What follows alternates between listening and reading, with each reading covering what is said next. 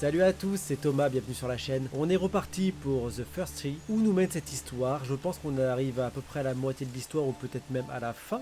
Mais en tout cas, ça progresse. Le jeu n'est pas très long, normalement il se compte après en une heure.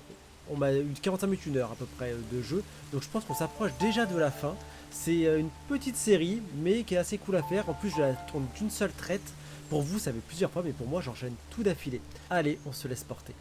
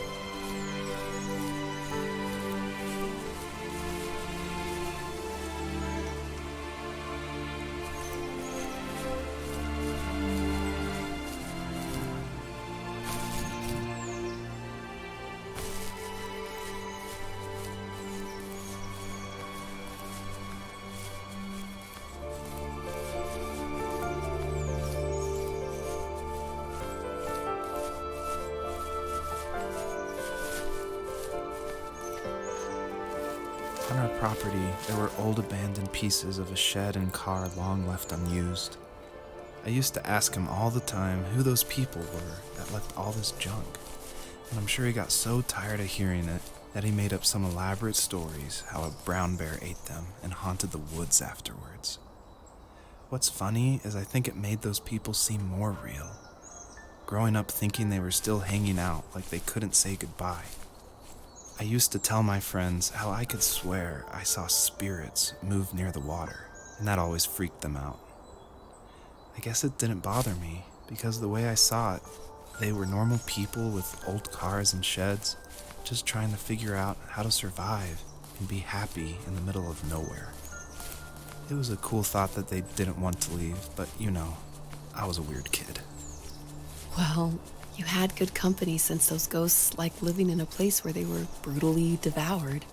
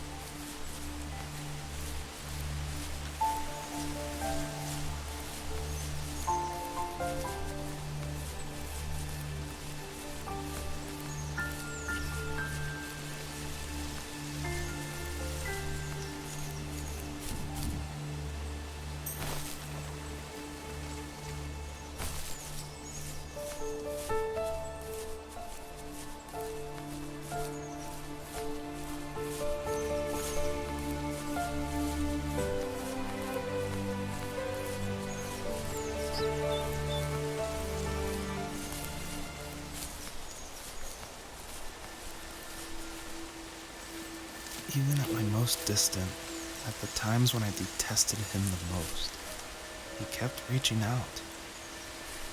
For a year straight, he asked me every week when we were going camping. I thought he was just dense. Eventually, to shut him up, I agreed. We carried out the worn lawn chairs from the garage and set up a cinder block campfire at the site we'd always used behind the house. We walked down the mountain path, talking in the warm sunshine we only got a couple months of the year. Those 3 obsidian rocks shimmered alongside the shore, almost like sparklers pressed against a dark window. I'll never forget that wet stone on my feet, or how those massive mountains looked even bigger in the lake's reflection. I felt small, but grateful.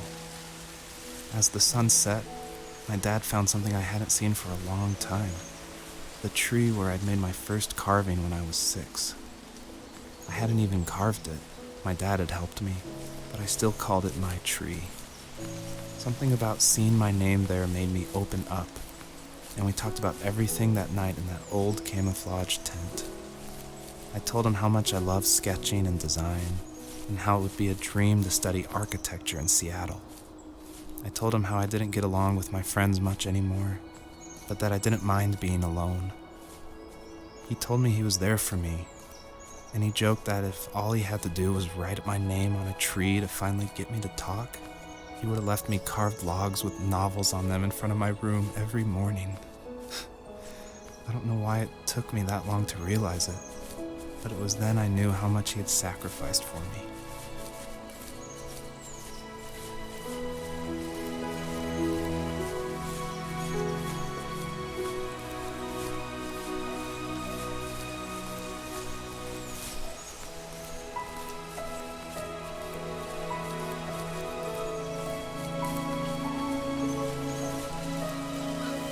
My dad built a lot of stuff in his free time. If he wasn't watching fly fishing or reading Tom Clancy novels, he was carving something. He made tons of birdhouses. Not that he was into bird watching, but I think he really missed working and adding on to the home. If he couldn't afford the time to build onto our own house, he would have to settle with watching birds move into their little homes. We kept an old mattress in the bed of that ugly yellow truck, so we would drive it deep into the woods and then watch the birds fly into their houses while the sun set. Usually it was accompanied by venison jerky or cold Coke, but not a lot of talking, which is how we both liked it.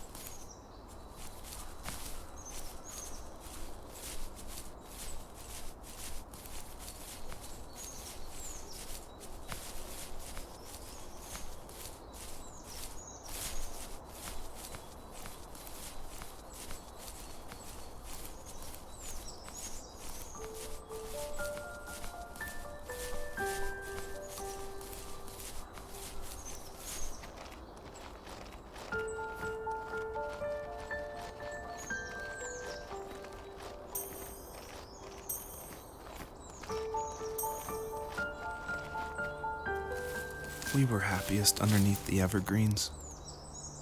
We decided it was time to finally map out the hundreds of acres we lived on just to pass the time during the summer. He was only free in the evenings, so I would spend the day wasting time on dial-up internet and sketching, and then we would rush into the woods, pen and map in hand, before evening fell. Sometimes the aurora borealis would cast a cold green glow on the mountainside, and we would finish our route underneath a twilight sky. Sometimes I was lonely during those summer days, but there was comfort in the routine. A lot of teenagers aren't looking for the daily grind, though. There's nothing wrong with wanting to get out, to leave your childhood home. You wanted to progress, to make something of yourself. Yeah, you're right. That house. I'm sure it's the same as how I left it. But then why does it feel so different? I doubt you're the only adult to have looked back and asked that question.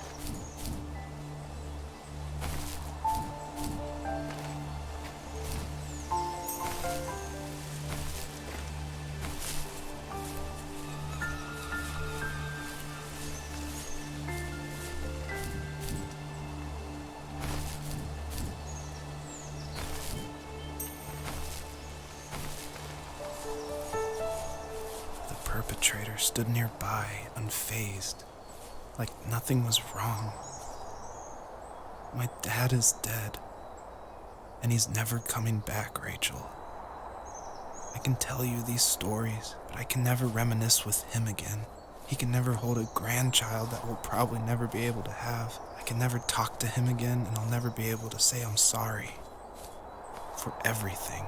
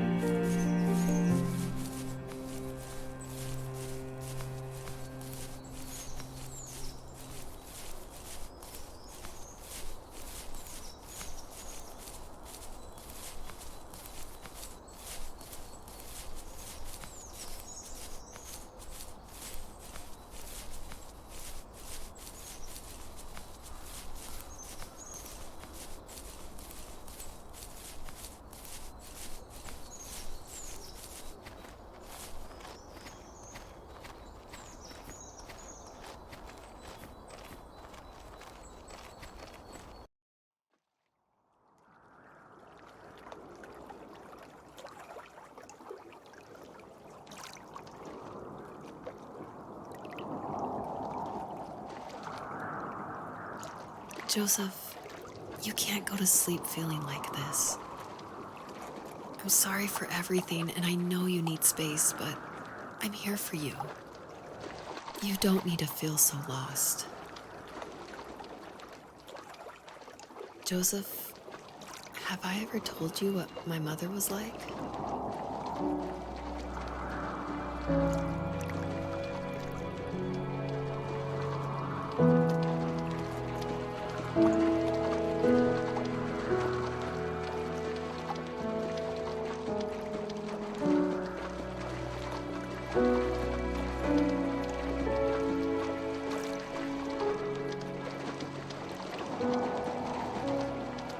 You know what it's like not to have a mom at home.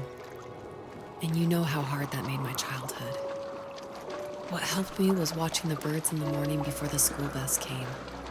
I thought that my mother was one of those birds, and it made me want to be free like her. My mom taught me how to fold origami cranes while she was in the hospital. So I told myself I would fold one every day until I could fly myself. I think we both have always loved animals, and for me that love started with a dog. Sometimes this Rottweiler would come up to our property line and wait at the fence for me, but only once in a while. I was sure to check every day immediately after school, and it usually ended in disappointment. I would even steal money from my passed out dad just so I could buy these off-brand dog biscuits. Even when she did stop by, she never went beyond the fence. Why was she so scared? I think my dad was the opposite of your dad in almost every way, except he was in the military as well. He coped with alcohol of every kind. The trailer started falling apart, he got angry, and I withdrew. More and more I became the weird, quiet kid who made lots of origami birds and carried dog biscuits around. I think we were pretty similar when it came to being the weird kids. And that same sincerity in college was one of the reasons I was so drawn to you. Life got worse and worse, and at one point, I really didn't think I could survive another day with my soul still intact. I had no real friends, let alone neighbors, since we lived in the middle of nowhere. I should have talked to my teacher, but I was scared what he would do if he found out. As I waited for the school bus one morning, I walked around until I found something in an abandoned shed. Something I can't put into words. I summoned courage I didn't know I had, and I broke into my dad's room and found the key to the shed where he had locked my bike. I'll never forget that feeling. The wind rushing by my ears as the sun rose over fields of wheat. I was flying for the first time. I biked as far as my legs could take me until I found a house that felt friendly, and that felt like home. Those strangers helped me in so many ways. And if it wasn't for them, I wouldn't have found my foster family. And if it wasn't for my parents, I wouldn't have met you. You have strength, Joseph, and you're not as alone as you think. It's all just so pointless. Just waiting for life to happen. It's like having the home I always wanted is cursed out of my reach. The thought of being a parent myself. How could I do that when I couldn't even be a good son? I'm sorry. I know what you're saying. I just don't know how things will work out. These quiet hours will turn into years. We'll wonder which roads passed us by. Then we'll forge a new road together. Besides, I discovered for myself that one fateful morning where any hopeful road leads to. There may be thorns and mist, but it always leads to the same thing. And what's that? Family. I'm so glad that you're part of my family, Rachel. And I'm glad you're part of mine.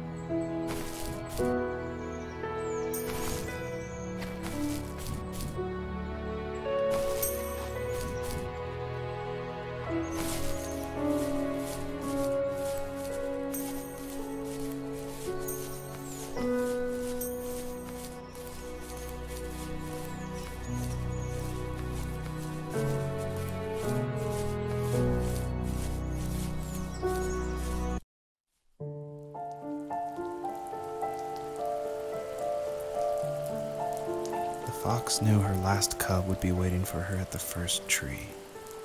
She was almost there. The rain cascaded onto the jade valley where the entrance to the tree was.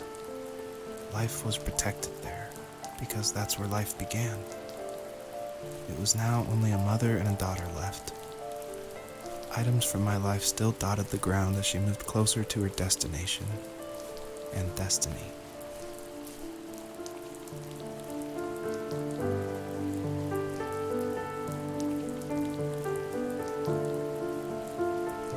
On s'arrête là pour aujourd'hui. Je pensais que ça serait l'épisode final et pas du tout, il reste encore une partie parce que oui, normalement on a 3 enfants et on en a trouvé que 2 qui ne sont pas en très grande forme. Il faut dire ce qui est. Pour l'instant, je suis totalement client personnellement de ce genre de jeu. Je ne sais pas ce qu'il en est, n'hésitez pas à me le dire si vous ça vous porte. Mais moi totalement. C'est une très très jolie histoire, très belle hymne à l'amour, à la mort, etc. Juste pour l'instant, la seule chose qui me dérange, c'est les collectables. Je trouve que les petites étoiles à ramasser sont totalement en trop pour moi. Une simple aura de lumière pour nous indiquer la direction à suivre aurait été 100% suffisant pour moi. Le fait de rajouter un collectable à chaque fois me sort de l'histoire. Parce que pour moi, ça n'a rien à faire là en fait. Ce collectable, parce que à chaque fois je me dis attends, il faut penser, tiens, il y a une étoile là-bas.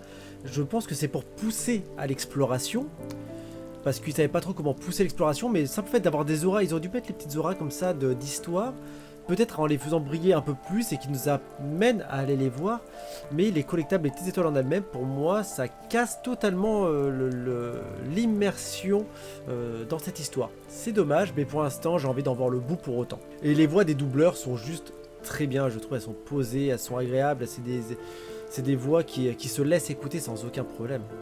Allez, je vous remercie de m'avoir suivi, j'espère que ça vous plaît. L'épisode est un peu plus long que d'habitude, mais je laisse l'histoire nous porter et je mets fin aux épisodes quand l'histoire me le permet. Je vous donne rendez-vous dans une prochaine vidéo, je vous fais des bisous, je compte sur vous comme toujours pour l'abonnement, le pouce bleu, le partage, et puis à la prochaine, salut.